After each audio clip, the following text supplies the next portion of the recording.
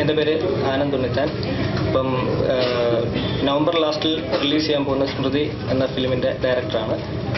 ഇപ്പോൾ ഈ press meet വിളിച്ചിരിക്കുന്നത് സ്മൃതി വളരെ വ്യത്യസ്തമായിട്ട് ഉള്ളൊരു സിനിമയാണ്. മലയാളത്തിലൊരു പരീക്ഷണ സിനിമയെന്ന് പറയാം.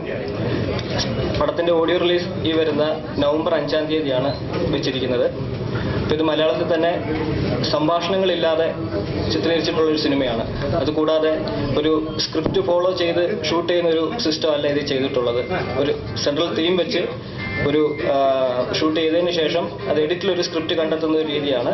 അങ്ങനെ വളരെ വ്യത്യസ്തങ്ങളായ ഒരു ട്രീറ്റ്മെൻറ്റോട് കൂടിയാണ് പടം വരുന്നത്.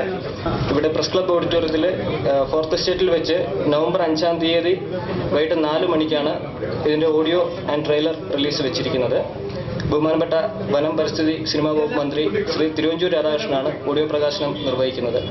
പ്രശസ്ത ചലച്ചിത്ര സംവിധായകൻ ശ്രീ തുളസീദാസ് ഇതിൻ്റെ ട്രെയിലർ സ്വിച്ച് ഓൺ ചെയ്യുന്നു. ഈ വരുന്ന 31-ാം തീയതി ഡാറ്റാ പ്ലാൻ വർധനവിനെതിരെ പ്രതിഷേധിച്ചുകൊണ്ട് ഇവിടെ ഇന്റർനെറ്റും സോഷ്യൽ മീഡിയാസും ബഹിഷ്കരിക്കുകയാണ്.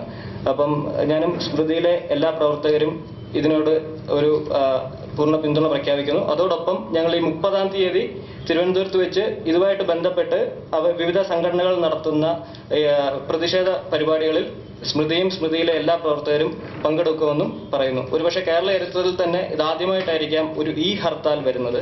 അപ്പം ഈ സമരം ഒരു പുതിയ സമരരീതിയായിട്ട് മാറട്ടെ എന്നും പറയുന്നു.